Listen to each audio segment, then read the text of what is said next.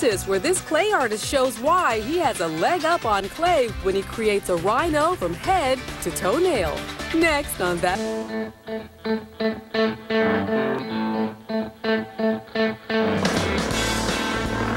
Hi, I'm Quinn, and I live in Friendswood, Texas. I've been riding since I was a kid. I ride pretty good wheelies. I make all kinds of crazy, comical creatures, and they all have attitude. Today I'm going to make something really cool. It's mind-blowing! This, a Raku flying rhino. Really, it flies. This is my studio. This is where I make all my creatures.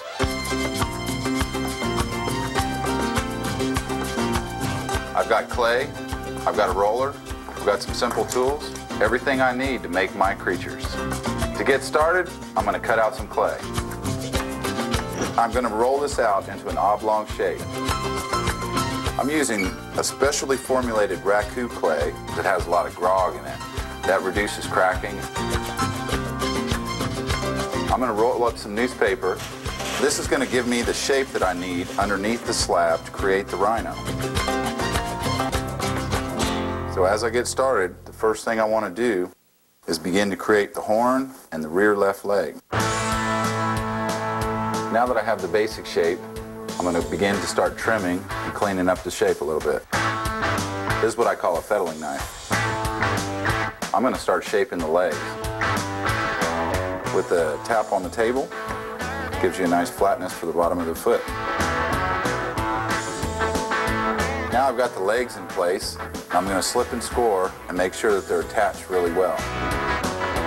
Slip and score means to scratch the surface and then apply a mixture of water with dried clay. It makes a slurry, which is the best glue that you can use. Now that I've got the legs attached, I'm going to start to add some other features and a secret ingredient that makes them fly. I'm about to add the eyes. This is where the attitude comes from. Now for the lips. This rhino needs some ears to hear and some nostrils to breathe. And then I'll add a tail.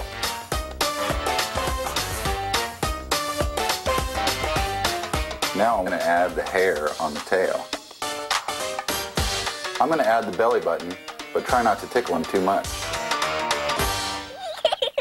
I'm going to make the rhino's toenails now, and I'll do those with little balls of clay. I like to wet the surface to make the balls stick. I love animals, and that's really why I got started making things in clay. It's one way to have animals that I could never have.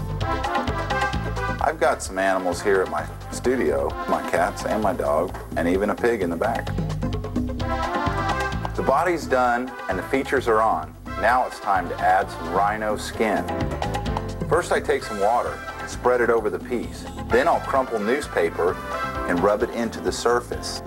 That adds a very realistic, rough rhino texture. To bring it to life, I'm going to add a dot in the eye. I'm going to put another horn on his head. This needs to dry for about a week, and then I'll put it in the kiln. Because it takes a week to dry, I've already made this one. It's ready to go in the kiln. Since it takes 2 days to fire, I've made this one. It's bis-fired and it's ready to glaze. This is my copper matte glaze. It's 99% copper with a few added magic ingredients. I just use a calligraphy brush and just slap it on. This glaze is nice because I only need one layer. I'm going to use a clear crackle glaze to do the eyeball. Now I'm doing the toenails with a dark red Raku glaze that I mixed myself. My rhino's all glazed now, and I'm ready to go fire it in the Raku kiln. This is my Raku kiln. My friend Dwight's going to help me put the lid on. It's a little heavy. It's been in the Raku kiln for 2 hours. I'm going to put it in my reduction chamber, and that's where all the magic happens. The newspaper catches fire, and that's what actually creates the patina on the piece. The colors are brought out by the lack of oxygen that's created by the flames being smothered. now it's been sitting for an hour. I want to see what I've got. Wow, that color looks great. Now I'm going to take it inside and frame it. My Rhino's out of the last firing, and now I'm going to start on the backdrop. I like to keep it simple. I'm going to use a 4-inch house brush and some simple acrylic paints. I'm using a vinyl-coated drywall for my backdrop. It helps the paint not absorb as quickly as canvas might, and it also gives me stiffness to hang the piece. My background's dry, and now I'm going to put the frame on. I've added a hook. I've got a hook on the back of my Rhino, and I've signed the piece. I'm ready to attach it. My Raku flying Rhino is now done. It's Superfly!